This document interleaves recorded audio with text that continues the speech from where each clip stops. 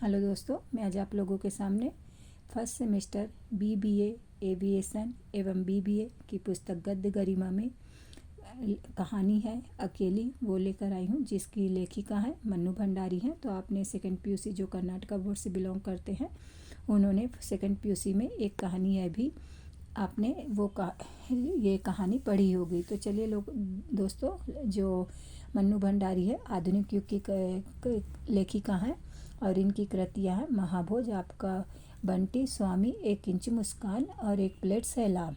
तो चलिए दोस्तों, कहानी में लेखिका क्या कहना चाहती हैं।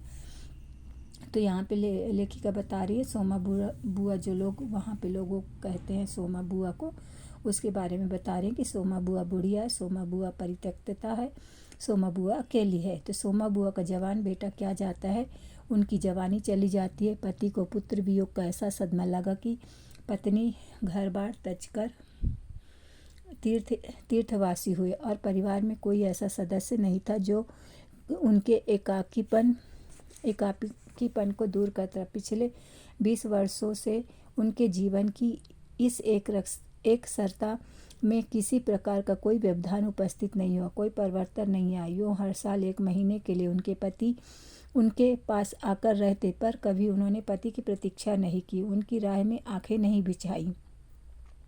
जब तक पति रहते तब उनका मन और भी मुरझाया हुआ रहता, क्योंकि पति के स्नेहहीन व्यवहार का अंकुश उनके रोजमर्रा के जीवन की अबाध गति से बहती स्वच्छंद धारा को कुंठित कर देता था। उस समय उनका घूमना फिरना मिलना जुलना बंद हो जाता और सन्यासी जी महाराज से यह भी नहीं होता था कि 2 मीठे बोलकर सोमा बुआ को एक ऐसा संबल पकड़ा दे जिसका आसरा लेकर वे उनके वियोग के 11 महीने काट दे।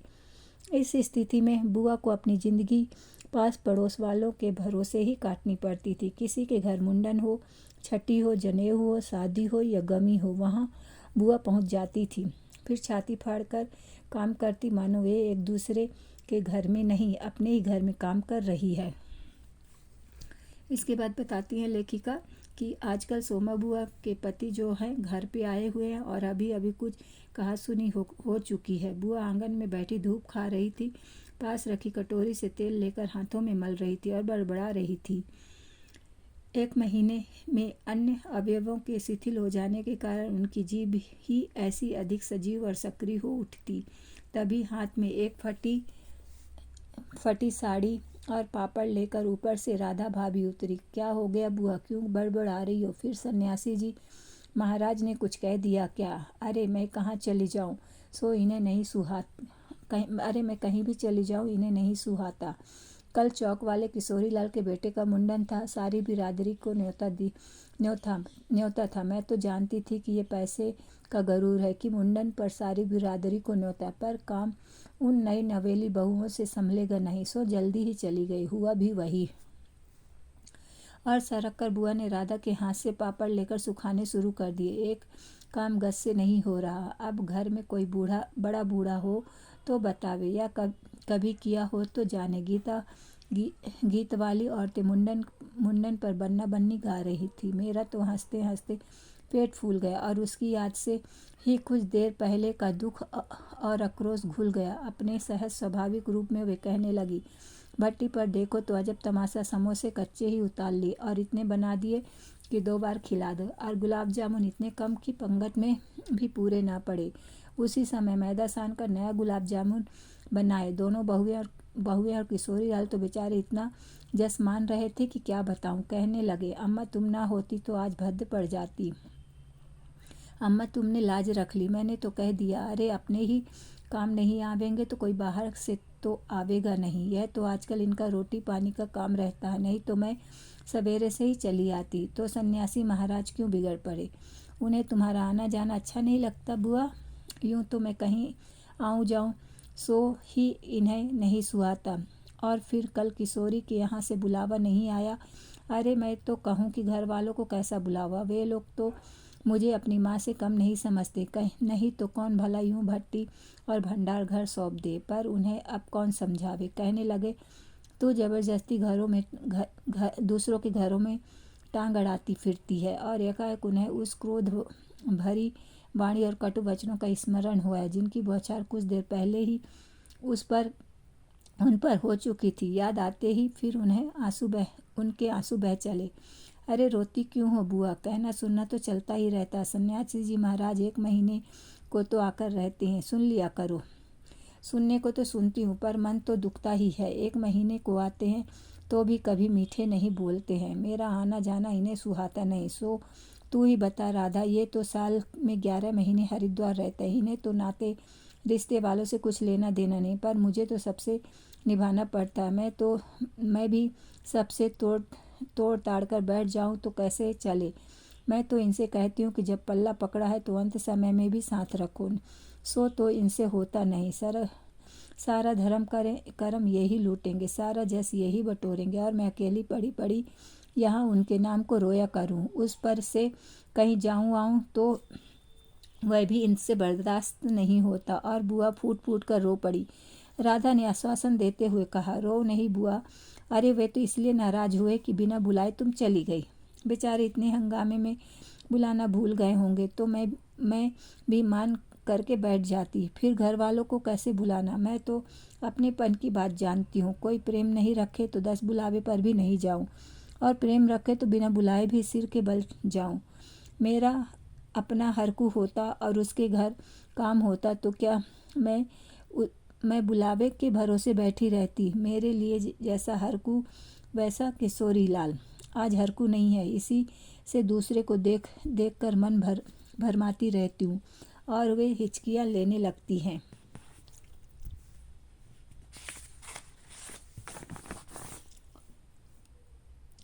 सूखे पापड़ों को बटोरते बटोरते सर को भरसक कोमल बनाकर राधा ने कहा, तुम भी बुआ बात को कहाँ से कहाँ ले गई।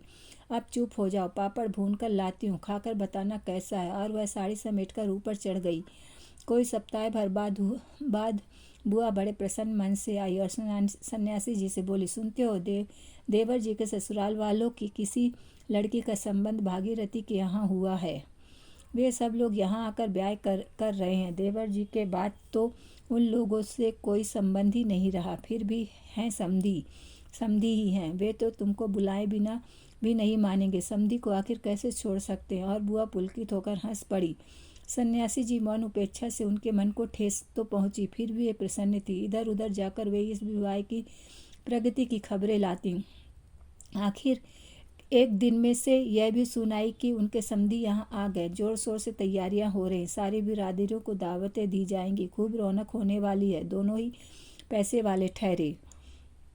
क्या जाने हमारे घर तो बुलावा आएगा या नहीं। देवर जी को मरे 25 बरस हो गए। उसके बाद से तो कोई संबंध ही नहीं रखा। रखे भी कौन। यह काम तो मर्दों का होता है। मैं तो मर्द वाली होकर भी बेमर्द ही हूँ। और एक ठंडी सांस उनके दिल से निकल गई। अरे वाह बुआ, तुम्हारा नाम कैसे नहीं हो सकता।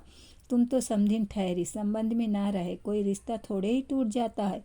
दाल पीसती हुई घर की बड़ी बहू बोली है बुआ, नाम है। मैं तो सारी लिस्ट देख कर आई हूँ। विधवा ननद बोली। बैठे एकदम आगे सरक कर बुआ ने बड़े उत्साह से पूछा, तू अपनी आंखों से देख कर आई है? नाम तो होना ही चाहिए था, पर मैंने सोचा क्या जाने आजकल की फैशन में पुराने संबंधियों को बुलाना हो ना हो। और बुआ बिना 2 पल भी रुके वहाँ से चल पड़ी। अपने घर जाकर सीधे राधा भाभी के कमरे में चढ़ी। क्यों री राधा, तू तो जानती है कि नए फैशन में लड़की की शादी में क्या दिया जावे है। समधियों का मामला ठहरा, सो भी पैसे वाले। खाली हाथ जाऊंगी तो अच्छा नहीं लगेगा। मैं तो पुराने जमाने की ठहरी। तू ही बता दे क्या दूं। अब कुछ बनने का समय तो रहा नहीं। 2 ही दिन बाकी है। सो कुछ बना बनाया ही खरीद लाना। क्या देना चाहती हो अम्मा? जेवर, कपड़ा या श्रृंगारदान या कोई चांदी की चीज़ें? मैं तो कुछ भी नहीं समझूं। जो कुछ पास है तुझे लाकर दे देती हूँ। जो तू ठीक समझे ले आना। बस भद्द नहीं उड़नी चाहिए। अच्छा देखूं पहले कि कितने रुपए हैं। और वे डगमगाते कदमों से नीचे आई। 2-3 कपड़ों की गठरियाँ हटाकर एक छोटा सा बक्स निकाला। बड़े जतन से उसे खोला। उसमें 7 रुपए कुछ रोजगारी पड़ी थी और एक अंगूठी। बुआ का अनुमान था कि रुपए कुछ ज़्यादा होंगे, पर जब 60 रुपए निकले तो सोच में पड़ गई। रही समधियों के घर में इतने से रुपए से तो बिंदी भी नहीं लगेगी। उनकी नज़र अंगूठी पर गई। यह उनके मृत पुत्र की एकमात्र निशानी उनके पास रह गई थी। बड़े बड़े आर्थिक संकटों के समय भी वे उस अंगूठी का मोह नहीं छोड़ सकी थी। आज भी एक बार उसे उठाते समय उनका दिल धड़क रहा था। फिर भी उन्होंने 5 रुपए और वह अंगूठी आंचल में बांध ली, बॉक्स को बंद किया और फिर ऊपर को चली। पर इस बार उनके मन का उत्साह कुछ ठंडा पड़ गया और पैरों की गति शिथिल। राधा के पास जाकर बोली, रुपए तो नहीं निकले बहू, आए भी कहाँ से? मेरे कौन कमाने वाला बैठा? उस कोठरी का किराया आता है, उसमें तो 2 समय की रोटी निकल जाती है जैसे तैसे। और वह रो पड़ी। राधा ने कहा, क्या करूं बुआ, आजकल मेरा भी हाथ तंग है, नहीं तो मैं ही दे देती। अरे पर तुम देने के चक्कर में क्यों पड़ती हो? आजकल तो देने लेने का रिवाज ही उठ गया है। नहीं रे राधा, समधियों का मामला ठहरा, 25 बरस हो गए हैं तो भी वे नहीं भूले। और मैं खाली हाथ जाऊं? नहीं नहीं, इससे तो ना जाऊं ही अच्छा है। तो जाओ ही मत, चलो छुट्टी हुई। इतने लोगों में कैसे पता लगेगा कि आई है या नहीं? राधा ने सारी समस्या का सीधा सा हल बताते हुए कहा, बड़ा बुरा मानेंगे, सारे शहर के लोग जावेंगे और मैं समधिन होकर नहीं जाऊंगी तो यही समझेंगे कि देवर जी मरे तो संबंध भी तोड़ दिए लिया। नहीं नहीं, तू यह अंगूठी बेच ही दे। और उन्होंने आंचल की गांठ खोलकर एक पुराने जमाने की अंगूठी राधा के हाथ पर रख दी। फिर बड़ी मिन्नत के स्वर में बोली, तू बाजार जाती है राधा, इसे बेच देना और जो कुछ ठीक समझे खरीद लेना। बस शोभा रह जावे, इतना ख्याल रखना। गली में बुआ ने चूड़ी वाले की आवाज़ सुनी तो एकाएक ही उनकी नज़र अपने हाथ की भद्दी मटमैली चूड़ियों पर जाकर टिक गई। कल समधियों के यहाँ जाना है, जेवर नहीं तो कम से कम कांच की चूड़ी तो अच्छी पहन ले। पर एक अत्यंत लाज ने उनके कदमों को रोक दिया। कोई देख लेगा तो? लेकिन दूसरे ही क्षण अपनी इस कमजोरी पर विजय पाती सी वे पीछे के दरवाजे पर पहुंच गई और 1 रुपया कलदार खर्च करके लाल हरी चूड़ियों के बंद पहन लिए। पर सारे दिन हाथों को साड़ी के आंचल से ढके ढके फिरी। शाम को राधा भाभी ने बुआ को चांदी की एक सिंदूरदानी, एक साड़ी और एक ब्लाउज का कपड़ा लाकर दे दिया। सब कुछ देखकर बुआ बड़ी प्रसन्न हुई और यह सोच कर कि जब ये दे देंगी, उनकी समधिन पुरानी बातों की दुहाई देकर उनकी मिलनसारिता की कितनी प्रशंसा करेगी। उनका मन पुलकित होने लगा। अंगूठी बेचने का गम भी जाता रहा। पास वाले बनिए के यहाँ से एक आने का पीला रंग लाकर रात में उन्होंने साड़ी रंग ली।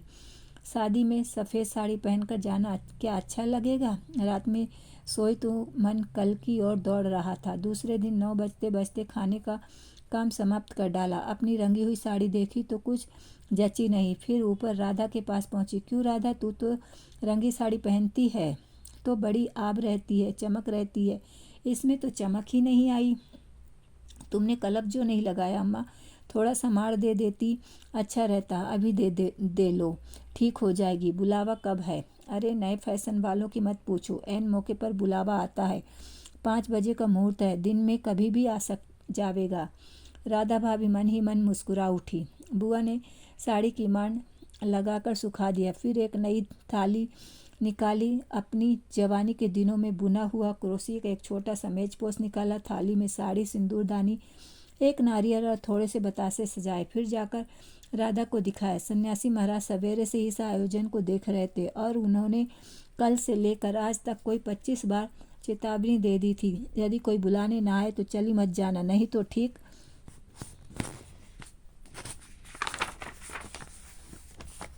नहीं होगा।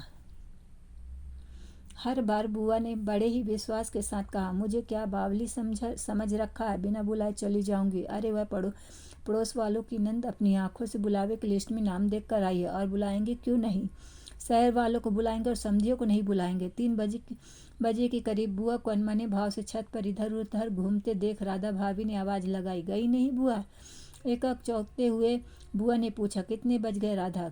क्या कहा? 3? सर्दी में तो 3 दिन का पता ही नहीं लगता। बजे 3 ही है और धूप सारी छत पर से ऐसे सिमट गई मानो शाम हो गई। फिर एकाएक जैसे ख्याल आया कि यह तो भाभी के प्रश्न का उत्तर नहीं है। जरा ठंडे स्वर में बोली, मुहूर्त तो 5 बजे का है, जाऊंगी तो 4 तक जाऊंगी।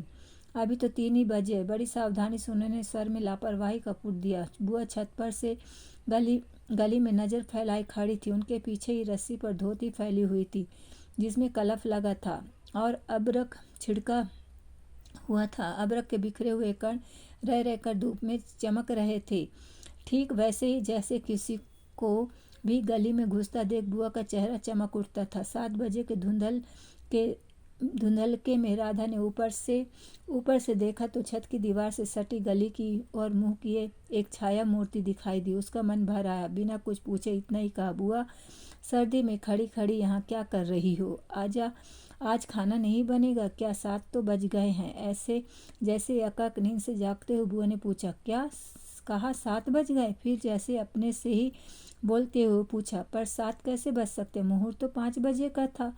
और फिर यकायक सारी स्थिति को समझते हुए सर को भरसक संयत बनकर बोली, अरे खाने का क्या है, अभी बना लूँगी। 2 जनों का तो खाना ही है, क्या खाना और क्या पकाना।